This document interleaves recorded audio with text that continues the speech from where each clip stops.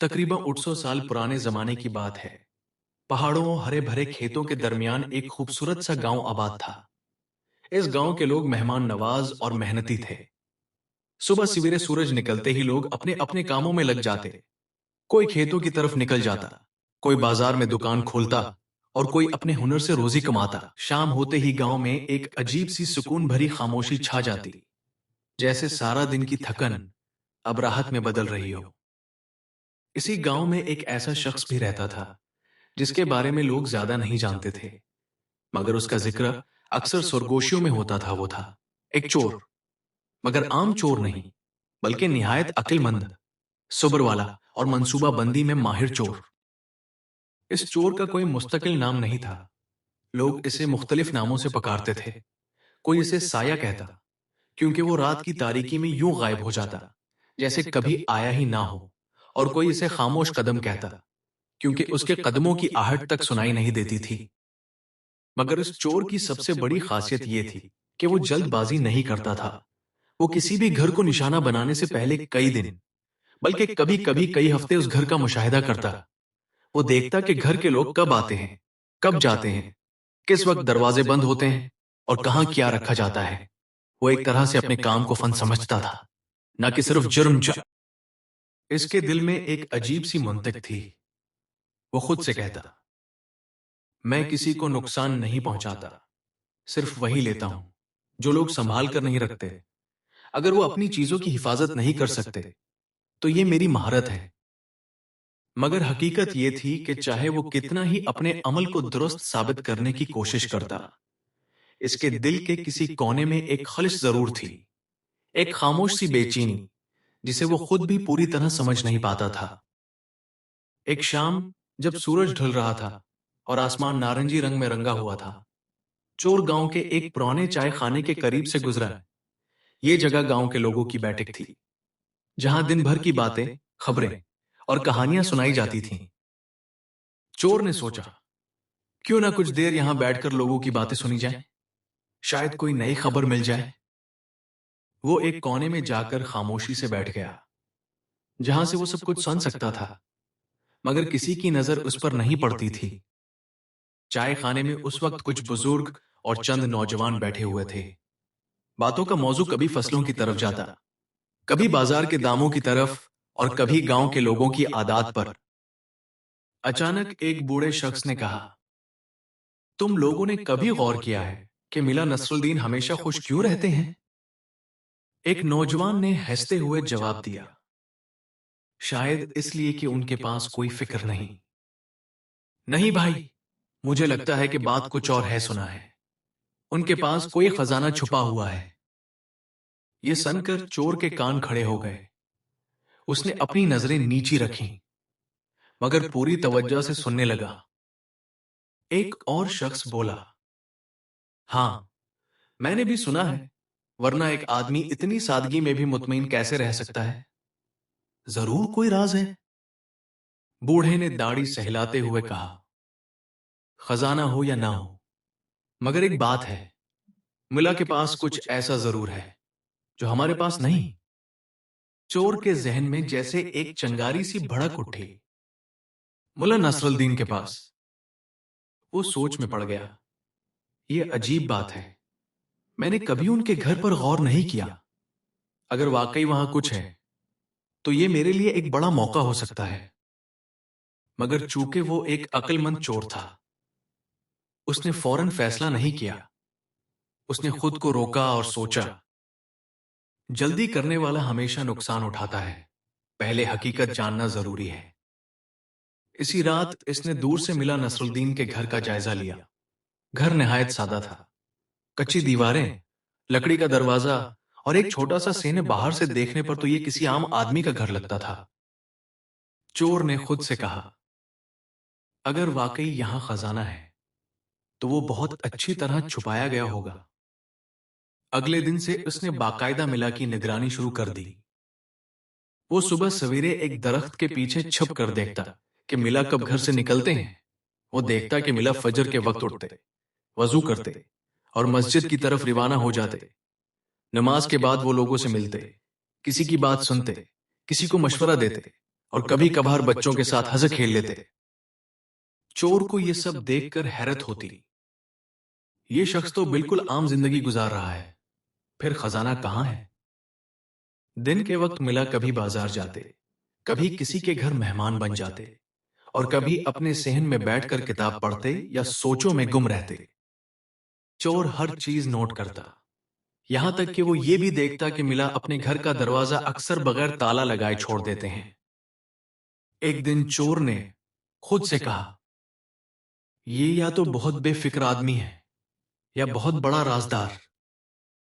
दिन गुजरते गए, मगर चोर को कोई खास चीज नजर ना आई। ना कोई कीमती सामान, ना कोई मशकूक हरकत। मगर इसके दिल में एक अजीब सी जद पैदा हो गई थी। लोग गलत नहीं हो सकते, कुछ ना कुछ जरूर है, और अगर है तो मैं उसे ढूंढ कर रहूंगा। एक रात वो गांव के किनारे बैठा आसमान को देख रहा था। सितारे चमक रहे थे और ठंडी हवा चल रही थी। इसने खुद से बात करते हुए कहा, मैंने जिंदगी में बहुत कुछ चुराया, मगर कभी किसी राज को नहीं चुराया। शायद ये मेरा सबसे बड़ा इम्तिहान है। इसी लम्हे इसने फैसला कर लिया, मैं मिला नसरुद्दीन के घर जाऊंगा, मगर जल्दी नहीं, मुकम्मल तैयारी के साथ है। अगले चंद दिन उसने मजीद एहतियात से निगरानी की। उसने ये जान लिया कि किस वक्त गांव मुकम्मल तौर पर खामोश हो जाता है, कब लोग गहरी नींद में होते हैं, और कब मिला अपने घर में अकेले होते हैं। आखिरकार एक रात आई जब हर चीज बिल्कुल मौजूद थी। आसमान पर बादल थे, चांद की रोशनी मध्यम थी, और गांव गहरी नींद में डूबा हुआ था। चोर ने आहिस्ता से अपनी चादर ओढ़ी, अपने औजार संभाले, और खामोशी से मिला नसरुद्दीन के घर की तरफ चल पड़ा। इसके दिल में एक अजीब सा जोश था, मगर साथ ही एक हल्की सी बेचैनी भी। वो खुद से बोला, आज फैसला हो जाएगा कि ये सिर्फ एक अफवाह है या वाकई कोई खजाना मौजूद है। वो घर के करीब पहुंचा, चंद लम्हे रुका, उर्द-गर्द का जायजा लिया, और फिर आहिस्ता से दरवाजे की तरफ बढ़ा। रात अपने अरोज पर थी, गांव की गलियां सुनसान थीं, और हर तरफ एक गहरा सकूत छाया हुआ था। कभी कभार कहीं दूर किसी कुत्ते के भौंकने की आवाज आती, जो इस खामोशी को और भी गहरा कर देती। आसमान पर बादल छाए हुए थे और चांद की रोशनी मध्यम हो चुकी थी। यही वो वक्त था जिसका एक अक्लमंद चोर इंतजार करता है। चोर आहिस्ता आहिस्ता मिला, नसरुद्दीन के घर के दरवाजे तक पहुंचा। इसने एक नजर चारों तरफ डाली, फिर दरवाजे को हल्के से धुका दिया। दरवाजा बगैर किसी मजामत के खुल गया। वो हल्की सी मुस्कुराहट के साथ बोला है, या तो ये आदमी बहुत बेफिक्र है, या वाकई उसके पास कुछ ऐसा है जिसे कोई चिरा नहीं सकता। वो दुबे पांव अंदर दाखिल हुआ। इसके कदम जमीन को छूते तो थे, मगर आवाज ना करते थे। उसने दरवाजा आहिस्ता से बंद किया और कुछ लम्हों के लिए वहीं खड़ा होकर माहौल का जायजा लेने लगा। घर में अंधेरा था, मगर एक माहिर चोर के लिए अंधेरा रुकावट नहीं होता, बल्कि एक पर्दा होता है। इसकी आंखें आहिस्ता आहिस्ता अंधेरे की आदी हो गईं। अब वो घर के अंदर की चीजें पहचान सकता था। एक तरफ चारपाई, एक तरफ मिट्टी के बर्तन, और दीवार के साथ एक पुराना संदूक। चोर के दिल की धड़कन थोड़ी तेज हो गई। यही हो सकता है, खजाने का राज है। वो आहिस्ता आहिस्ता संदूक की तरफ बढ़ा, हर कदम नाप तोल कर रखता, जैसे जमीन पर बिछे किसी अनदेखे जाल से बच रहा हो। जब वो संदूक के करीब पहुंचा, तो उसने झुककर उसका जायजा लिया। पुराना है, मगर मजबूत है। शायद इसी में कुछ छुपा हो। इसने आहिस्ता से संदूक का ढक्कन उठाया। हल्की सी चरचराहट हुई, मगर उतनी मध्यम के बाहर तक ना जा सके। संदूक के अंदर उसने हाथ डाला और एक एक चीज निकालने लगा। पुराने कपड़े, कुछ किताबें, एक थैली, मगर उसमें कोई कीमती चीज नजर ना आई। चोर के चेहरे पर उलझन आ गई। ये क्या? क्या मैं गलती कर बैठा हूं? वो अभी मजीद तलाश ही कर रहा था कि अचानक इसे किसी के खांसने की आवाज सुनाई दी। इसका दिल एक लम्हे के लिए रुक सा गया। वो फौरन सीधा हुआ और करीब ही एक साए में छुप गया। इसकी सांसें तेज हो गईं, मगर इसने खुद को काबू में रखा। चंद लम्हों बाद एक हल्की सी हरकत हुई है। मिला नसरुद्दीन अपनी चारपाई पर क्रोट बदलकर उठ बैठे। अंधेरे में उनकी आवाज गूंजी, बेटा, अगर तुम कुछ ढूंढ रहे हो तो मुझे भी बता दो। मैं भी काफी देर से तलाश में हूं। मैस शिंग्स। ये सुनकर चोर के होश उड़ गए। उन्हें पता चल गया है।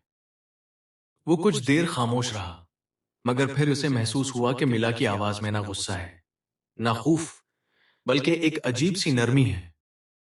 आखिरकार उसने फैसला किया कि छुपने का कोई फायदा नहीं। वो आहिस्ता आहिस्ता अपने साए से बाहर आया और बोला, आप जाग रहे हैं? मुला ने हल्की सी मुस्कुराहट के साथ जवाब दिया, अब तो जाग ही गया हूं, क्योंकि मेरे घर में एक खास मेहमान आया है। चोर को पहली बार अपनी हालत पर शर्मिंदगी महसूस हुई, मगर उसने सच बोलने का फैसला किया। मैं चोर हूं और मैं यहां कुछ लेने आया था। मुला ने हंसते हुए कहा, अच्छा, तो तुम भी वही चीज लेने आए हो जिसकी मुझे भी तलाश है। चोर हैरान हो गया। आप क्या ढूंढ रहे हैं? मिला ने आहिस्ता से कहा, मैं सुकून ढूंढ रहा हूं, खुशी ढूंढ रहा हूं, और कभी कभी ये भी सोचता हूं कि अगर मेरे पास कोई खजाना होता तो शायद मुझे तलाश ना करना पड़ता। चोर कुछ लम्हे खामोश रहा, फिर बोला, मगर लोग कहते हैं कि आपके पास खजाना है।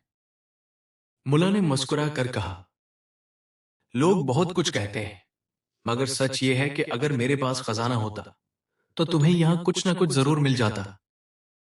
चोर ने झिझकते हुए कहा, मैंने संदूक देखा, वहां कुछ भी कीमती नहीं। मुला ने जवाब दिया, जो चीज कीमती होती है वो हमेशा संदूक में नहीं रखी जाती। चोर की उलझन और बढ़ गई। फिर कहां रखी जाती है? मुला ने अपने सीने पर हाथ रखा और कहा, यहां ये। चोर ने हैरत से पूछा, दिल में खजाना, ये कैसे मुमकिन है? मुला ने कहा, कनात, सब्र और शुक्र, ये वो दौलत है जो ना कोई चुरा सकता है, ना खत्म होती है। चोर के लिए ये बात नई थी। इसने कभी उस जाविये से नहीं सोचा था। वो आहिस्ता से बैठ गया, जैसे उसके कदमों में ताकत ना रही हो। मैंने पूरी जिंदगी चोरी की है। मैंने सोना, चांदी और कीमती चीजें चुराई, मगर कभी सुकून नहीं मिला। मिला ने नरमी से कहा, क्योंकि तुमने चीजें चुराई, एहसासात नहीं।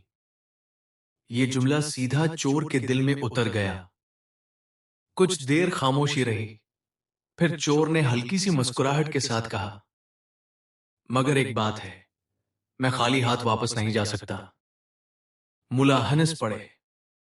अच्छा, तो तुम्हारी मेहनत जाया नहीं जानी चाहिए।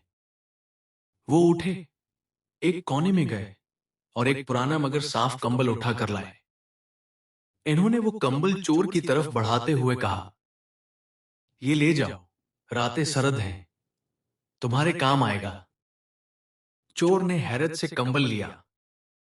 आप आप मुझे तहफा दे रहे हैं?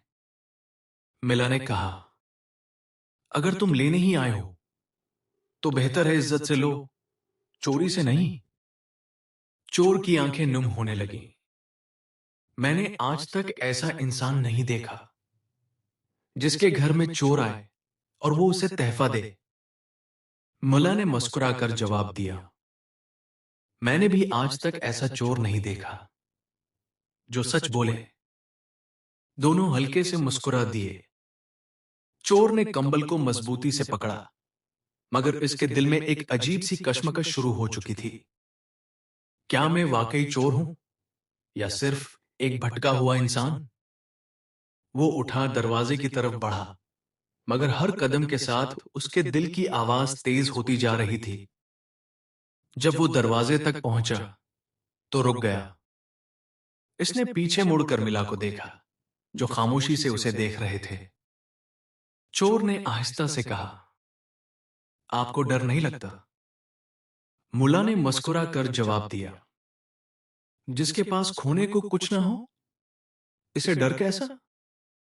ये सुनकर चोर के दिल में जैसे कोई बंद दरवाजा खुल गया। वो कुछ लम्हे वहीं खड़ा रहा, जैसे किसी बड़े फैसले के दहाने पर हो। रात की खामोशी में उसके दिल की आवाज सबसे बुलंद थी। रात अब भी गहरी थी, मगर इस रात की खामोशी में एक अजीब सी तब्दीली आ चुकी थी। वही गांव, वही सुनाटा, वही ठंडी हुआ, मगर एक इंसान के अंदर जैसे तूफान बर्पा हो चुका था। चोर दरवाजे के पास खड़ा था, हाथ में वही पुराना कंबल, मगर दिल में एक नई कशमकश है। इसके कदम बाहर जाने को तैयार थे, मगर उसका जमीर उसे रोक रहा था। उसने आहिस्ता से खुद से कहा, मैं हमेशा चोरी करके आया हूं, और आज भी आया था, मगर आज कुछ मुख्तलिफ है। इसे महसूस हो रहा था कि वो सिर्फ एक घर में दाखिल नहीं हुआ, बल्कि किसी सच्चाई के दरवाजे पर पहुंच गया है। चंद लम्हे वो खामोश खड़ा रहा, फिर आहिस्ता आहिस्ता पलटा और दोबारा मिला, नसरुद्दीन की तरफ बढ़ा। मला अभी भी चारपाई पर बैठे थे, जैसे वो जानते हों कि चोर वापस आएगा। चोर ने करीब आकर धीमी आवाज में कहा, मैं ये कंबल नहीं ले सकता। मला ने मुस्कुरा कर पूछा, क्यों? क्या ये तुम्हारे काम का नहीं? चोर ने सर झुकाकर कहा, काम का तो है, मगर अब दिल नहीं मानता। आपने मुझे उससे ज्यादा कीमती चीज दे दी है। मुल्ला ने दिलचस्पी से पूछा, वो क्या? चोर ने गहरी सांस ली और बोला कि मैं गलत रास्ते पर हूं। यह कहते हुए इसकी आवाज में हल्की सी कपकपाहट थी, जैसे वो पहली बार अपने आप से सच बोल रहा हो। मला नसरुद्दीन ने गौर से उसकी तरफ देखा और कहा, हर इंसान गलती करता है, मगर असल बात यह है कि वो इसे पहचाने। चोर जमीन पर बैठ गया। उसकी आंखें नुम थीं और चेहरे पर पछतावे की झलक साफ नजर आ रही थी। मैंने सारी जिंदगी चोरी की है मिला साहब। मैंने लोगों का माल लिया, उनकी मेहनत छीनी, मगर कभी ये नहीं सोचा कि मैं खुद क्या खो रहा हूं। मुल्ला ने नरमी से कहा, तुमने अपना सुकून खोया है, और शायद अपनी पहचान भी। चोर ने सर हिला दिया। हां, मैं खुद को कभी पहचान ही नहीं सका। मैं हमेशा दूसरों की चीजें ढूंढता रहा, मगर अपने अंदर कभी नहीं देखा। कुछ देर खामोशी छाई रही। बाहर हुआ, हल्के हल्के दरख्तों को हिला रही थी, जैसे फितरत भी इस लम्हे की गवाह हो। फिर चोर ने हिम्मत करके कहा, क्या एक चोर बदल सकता है? मुल्ला ने मुस्कुराकर जवाब दिया, अगर दिल बदल जाए तो इंसान भी बदल जाता है। ये जुमला जैसे एक चिराग की तरह चोर के दिल में रोशन हो गया। वो आहिस्ता से उठा, कंबल को वापस इसकी जगह रखा और बोला, मैं वादा करता हूं, आज के बाद मैं चोरी नहीं करूंगा। मिला ने कहा, वादा करना आसान होता है, मगर निभाना मुश्किल है। चोर ने मजबूती से कहा, मैं कोशिश करूंगा। नहीं, मैं जरूर कामयाब होऊंगा। मुल्ला ने सर हिलाया। फिर तुम्हें एक और चीज की जरूरत होगी। चोर ने पूछा, क्या?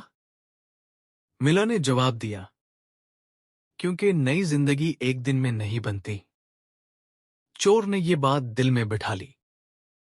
वो दरवाजे की तरफ बढ़ा, मगर इस बार उसके कदम पहले जैसे नहीं थे। अब उनमें चोरी की चालाकी नहीं, बल्कि एक नए रास्ते का अज़्म था।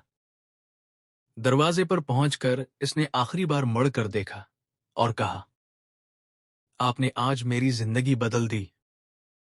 मुल्ला ने मुस्कुराकर जवाब दिया, मैंने कुछ नहीं किया, तुमने खुद को पहचाना है।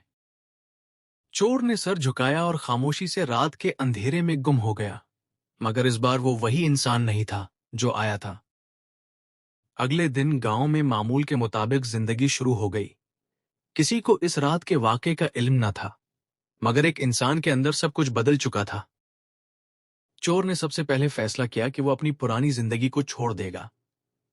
उसने वो तमाम रास्ते तर्क कर दिए जहां वो पहले जाता था। उसने अपने औजार फेंक दिए और एक नई शुरुआत की ठानी। शुरू के दिन बहुत मुश्किल थे। इसके पास ना कोई हनर था, ना कोई काम। लोग उसे शक की नजर से देखते थे और वो खुद भी अपने माजी के बोझ से आजाद नहीं हो पा रहा था। कई बार इसके दिल में ख्याल आता, क्या मैं दोबारा वही रास्ता इख्तियार कर लूं? ये सब बहुत मुश्किल है। मगर हर बार इसे मिला नसरुद्दीन की बात याद आती। नई जिंदगी एक दिन में नहीं बनती। यही अल्फाज इसे संभाल लेते। आहिस्ता आहिस्ता इसने मेहनत मजदूरी शुरू की। कभी वो खेतों में काम करता, कभी बाजार में सामान उठाता और कभी लोगों के छोटे मोटे काम कर देता। शुरू में लोग इस पर भरोसा नहीं करते थे, मगर वक्त के साथ साथ उसकी ईमानदारी जाहिर होने लगी। एक दिन एक बुजुर्ग ने कहा, ये वही शख्स है ना जो पहले चोर था? दूसरे ने जवाब दिया, हाँ, मगर अब ये बदल चुका है। ये अल्फाज सुनकर चोर के दिल में एक अजीब सी खुशी पैदा हुई, ऐसी खुशी जो उसे कभी चोरी से नहीं मिली थी। महीने गुजरते गए और वो आहिस्ता आहिस्ता एक इज्जतदार इंसान बन गया। कई साल बाद वही चोर, जो अब एक नेक और ईमानदार आदमी बन चुका था, गांव के बच्चों को अपनी कहानी सुनाता था। वो मुस्कुरा कर कहता, मैं एक रात चोरी करने गया था, मगर वापस आते वक्त अपनी जिंदगी बदल कर ले आया। बच्चे हैरत से पूछते, कैसे? वो जवाब देता, क्योंकि मुझे एक ऐसे इंसान से मिलने का मौका मिला जिसके पास कुछ नहीं था मगर सब कुछ था। और जब भी कोई उससे पूछता कि वो इंसान कौन था, तो वो फख्र से कहता। इधर मिला नसरुद्दीन बदस्तूर अपनी सादा जिंदगी गुजार रहे थे। ना उनके पास आज भी कोई खजाना था, ना उन्होंने कभी उसकी ख्वाहिश की, मगर एक चीज जरूर थी, वो दिलों को बदलने की ताकत रखते थे। और शायद यही सबसे बड़ा खजाना था। इंसान की असल तब्दीली बाहर से नहीं, अंदर से आती है। एक सच्ची बात, एक नरम रवैया और एक दुरुस्त रहनुमाई किसी की पूरी जिंदगी बदल सकती है। असल दौलत दौलत नहीं, बल्कि किरदार, सब्र और सच्चाई है। दोस्तों, ये कहानी आपको कैसी लगी कमेंट्स में अपने राय का इजहार जरूर कीजिएगा। हमारे चैनल को सब्सक्राइब कर दीजिएगा। वीडियो देखने का बहुत बहुत शुक्रिया।